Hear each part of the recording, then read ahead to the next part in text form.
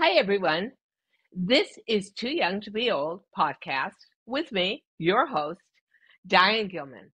Each week, my guests and I will share insights, advice, and more than a few laughs to empower and inspire women over the age of 50 who really need to embrace the aging process. We want to encourage you to pursue your passions and dreams no matter what decade you're living in.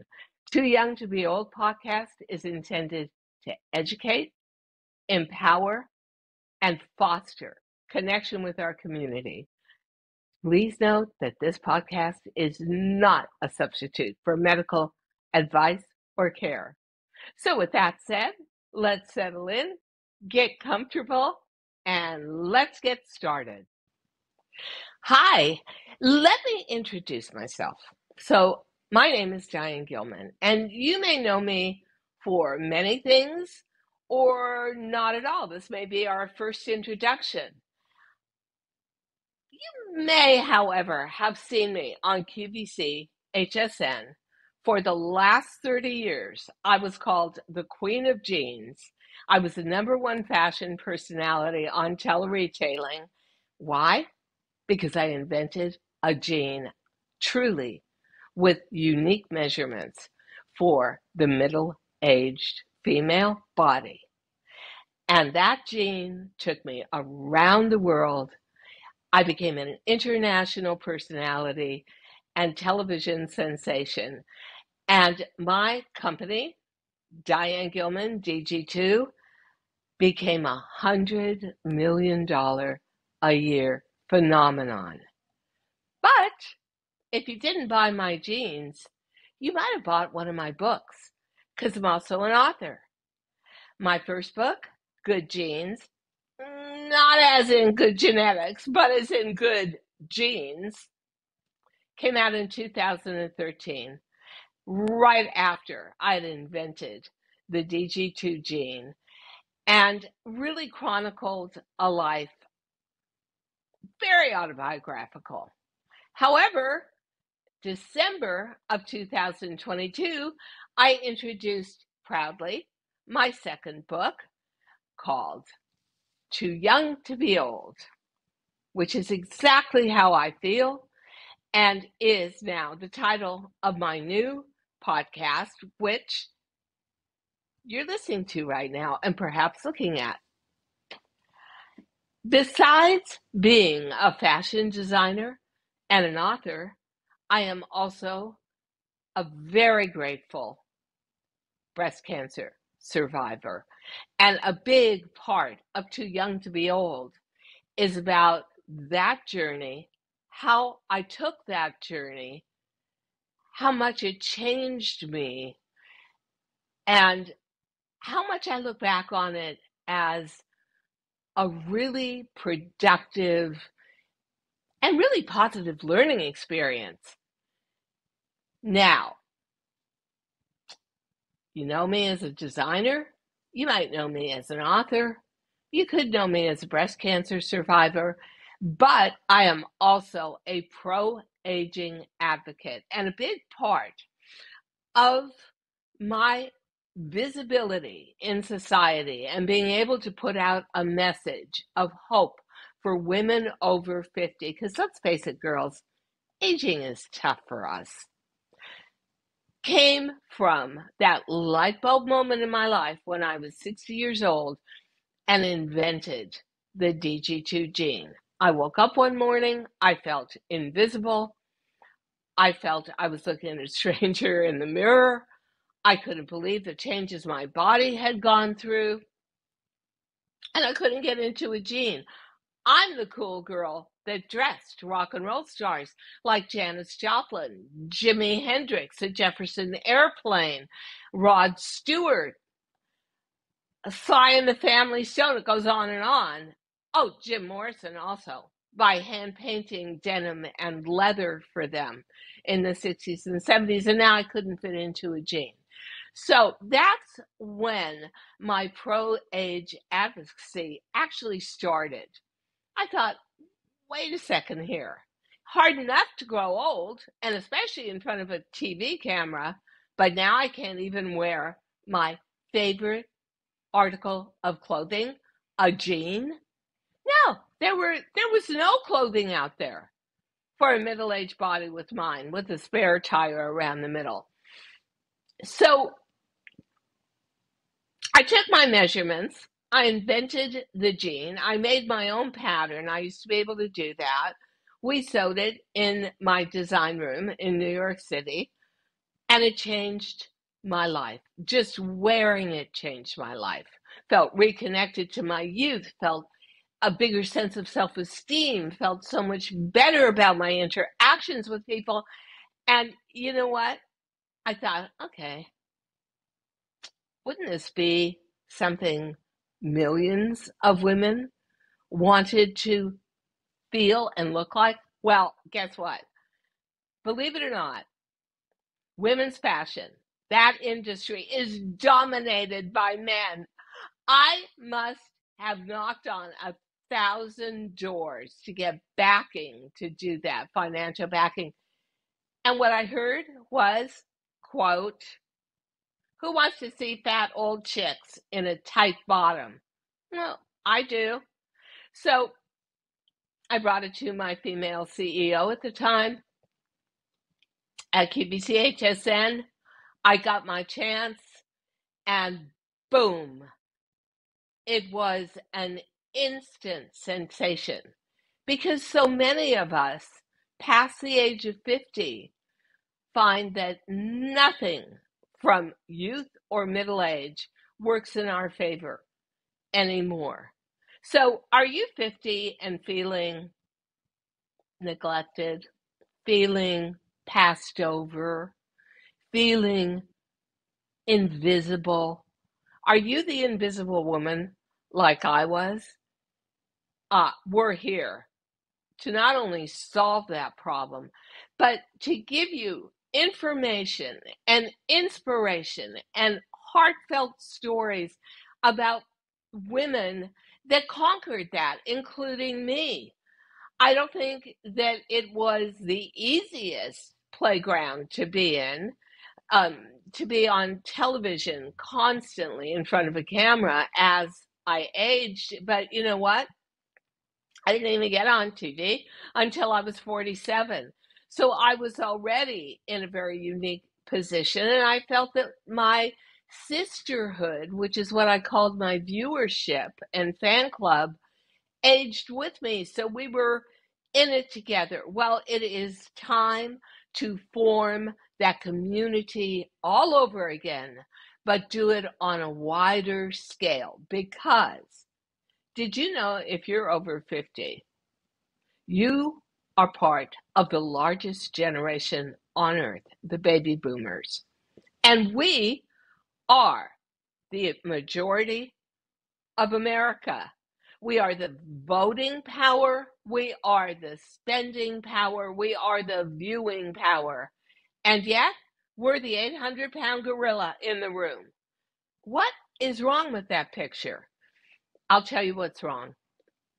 In the 60s and at least half of the 70s, we came together. We were a societal force. And then we all started to break off and live our own lives, get married, have kids, have careers. It is time to reunite. You know what? I hate to use a hackneyed phrase, but there is strength in numbers. How is this all going to happen? You feel like, and I do too, I'm just one little person, one person who wants to age differently, to age with more energy, to age with more health, to age with more activity, to age with more dignity. I'll tell you how. We are a capitalist society, and guess what? Follow the money. So I'm going to start with someone I know, actually a couple of people I know. I was thrilled to see that the 2023 cover, multi-age cover of Sports Illustrated had Martha Stewart at 81 years old on the cover. Bravo, Martha. Yeah, yeah, yeah. I hear a lot of noise about, oh, well, that's okay for her. She had facelifts and a lot of Photoshop. I don't know about the facelifts. I never asked Martha. But Photoshop, come on, give the woman a break. She's 81 years old in a bathing suit on the cover of an international magazine. And whether you like the Photoshop or not, whether you love the photograph, which quite frankly I did, I thought the team around her did a superb job. She's 81 and she got that cover. What does that mean for us? Well, let me go to another couple of friends I have. So, next one I would say would be Harper's Bazaar magazine. 2 years ago, my friend Iris Apfel, the accidental icon at 100 years old, was on the cover of Harper's Bazaar. And oh, by the way, Sports Illustrated, highest viewed magazine cover this year in their history. Harper's Bazaar, huge sellout issue with Iris in a gorgeous evening gown. Was it a little photoshopped? A little. Iris is not vain, and she would never really demand that. But good going, Iris. Bravo to you. Another acquaintance who I have idolized for years, the model Carmen, the great white-haired model, on the cover of Vogue this month, Eastern European Vogue, at 93 years old and looking elegant and regal and beautiful. And just one more, Vogue magazine Philippines, 106-year-old artist on the cover, and beautiful. So you can see as those magazines sell and pique interest and honestly give all of us hope if we just kind of filter out the jealousy and the mumblings about, oh, this and that and filters and whatever. And by the way, I do want you to know that for me at 77, about to turn 78, no filters. I'm just going to do it authentically and naturally. I also want to go on to Hollywood because I grew up in Southern California, in LA, in Hollywood, in Beverly Hills. Life was over with for an actress at about 35 or 40. I remember when Michelle Pfeiffer literally hit a brick wall. Good roles ended at just under 40 years old. Well, 2023, the Oscars, haha, we had Angela Bassett, 64, Michelle Yeoh, 64, up for Best Actress, and Michelle Yeoh won for Everything, Everywhere, All the Time. A great movie, but a movie that demanded amazing physical acuity and way beyond anything you think of for a normal 64-year-old. But she was in martial arts all her life. And Angela Bassett, wow, talk about those biceps, unbelievable. And then Jamie Lee Curtis at 65 won Best Supporting Actress. Oh, and by the way, I failed to mention, there is also this year an amazing thing happening back to publishing again, but also kind of Hollywood. People Magazine, most beautiful person in the world cover is going to Helen Mirren with her gorgeous white hair at 77 years old. Hello, the spotlight is on and we are off to the races. And you're saying to me, well, okay. Oh, what does that mean for me? I live in a small town in America. I'm pushing 60. I'll tell you what it means. We have always been treated two ways as we age. First way, you're invisible. Get out of the way. We don't want to hire you anymore. We don't want to see you anymore. We don't want to create anything for you because you don't maybe have a huge lifespan to go on buying it. The way Coca-Cola always said, we will hook our customer at 4 to 5 years old and keep them for their entire life. Well, now we're many of us living to be 100 and beyond. We are a viable consumer.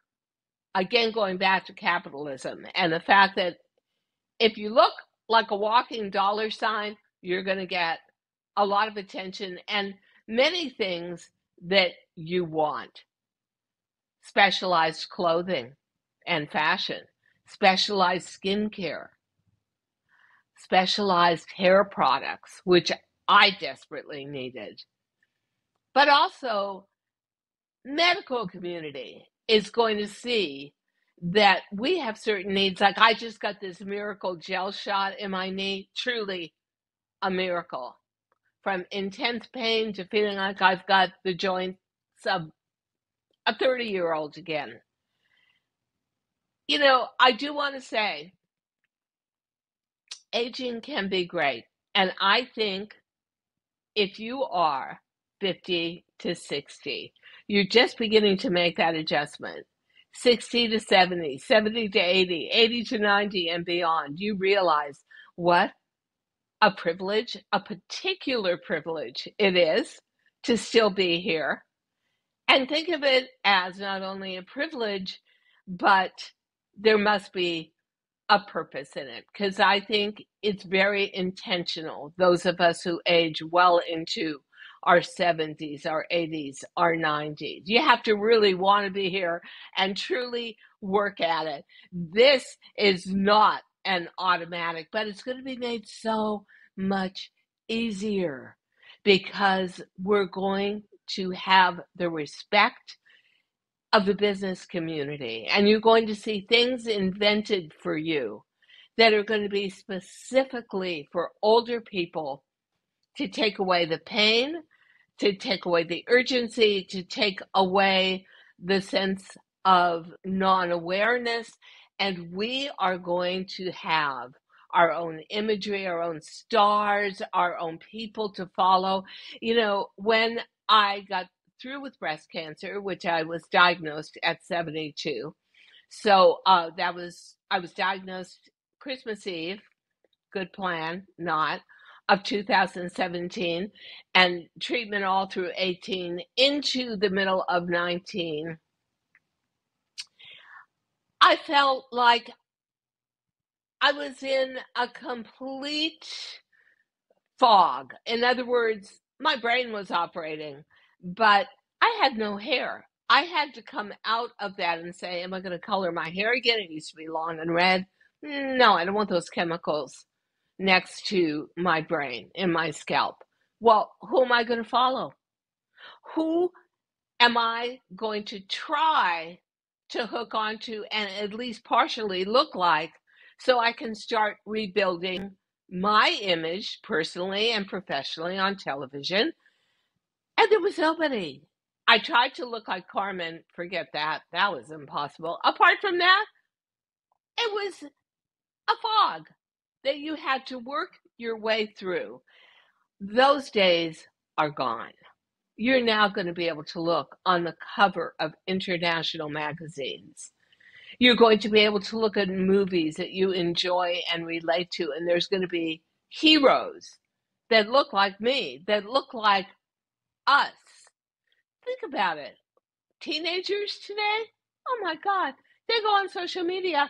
They've got 8 million images of other teenagers and 20-somethings their age for fashion, for makeup, for hair, for how you put your health regime together. We got nothing. And even more amazing, when I invented the DG2 gene, which was my middle-aged gene, and then I went on to invent a great top that sold millions. And by the way, we sold over 20 million DG2 genes. That's how many women were really hungry at and past the age of 50 to look sexy again, to recouple and marry themselves for the age they were back to their youth. Nobody followed me. I thought, oh, I'm going to create my own little mini industry. Everyone's going to see that this is a huge financial success. And by the way, I didn't just keep it in America. When I thought to myself, okay, what is aging about for females? Hormones and lack of. Well, whether you're eating fish and chips in England or you're eating pasta in Italy or you're eating snails in Paris, we're all dealing with the same hormones. So I took my idea to Canada, shot to #1.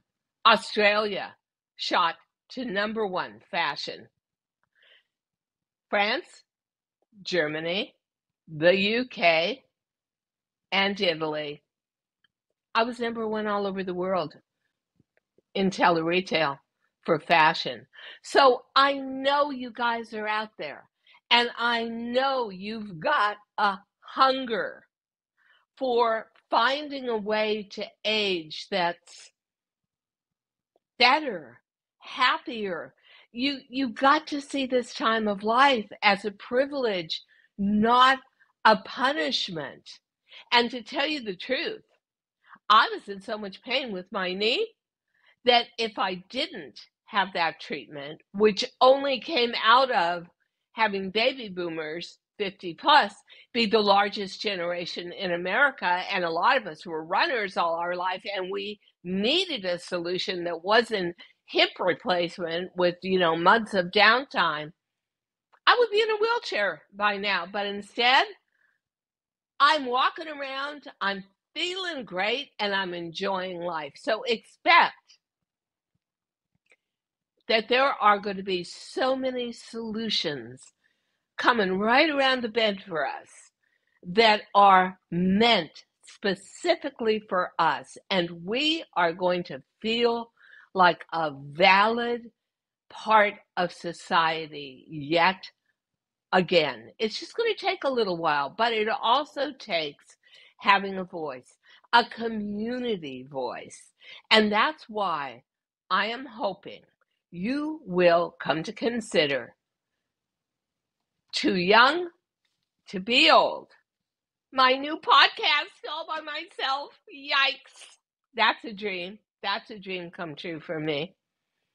As your entertaining information center. When I retired in December from tele-retail, because I wanted a broader audience, I wanted a megaphone for my sisterhood, the 50 plus woman. People had all kinds of advice for me. Some said, are you crazy? You're #1 and you're retiring? Well, I wanted a new adventure. I'd always been adventuresome as a youth. I wasn't going to stop that now. Some said, oh, now you can just kick back and relax. No, I'm not a relaxing kind of person. And some said, oh, now you can go on 1,000,000 cruises. I get seasick. What I observed in the very little time I had as a retired person I kind of had my goals set, but I didn't know how to open that first door. I thought to myself, I've got to be purposeful. And yes, the oldest living practicing doctor who lives in the UK and is 107 just had an interview, and they said, what is your secret to longevity? And he said, never retiring. Well, that would be me. And that is why I'm so thrilled to have this podcast, because for all things over 50, we're going to learn unique and inspiring ways to cope and prosper, to enjoy and celebrate this most precious time of life. And we're going to do it in a fun way because to me, life should be filled with laughter. As a matter of fact, I always think to myself, when I went my first day into chemo, I thought, I am not going to let a day pass where I don't laugh or smile because I think those are the greatest healing agents. So I want us all to get together and see all these different factors, all these different solutions, all the ways that we can celebrate life as years move on. Let me be your cheerleader for joyous aging. And I will say, in conclusion, may you always and forever be too young to be old. I'll see you next week. It's going to be our weekly podcast. I can't wait, and you're going to love our first guest. I'm not going to say more. Thank you so much for listening to Too Young to Be Old podcast. The episode may be over, but the fun doesn't have to stop here. Find us on Facebook, Instagram, TikTok, and YouTube at The Diane Gilman, or visit our website, thedianegilman.com. If you like the show, leave us a rating or a review and subscribe so you don't miss the next episode. And until then, don't forget, age is just a number. Together, we'll prove that we are all too young to be old.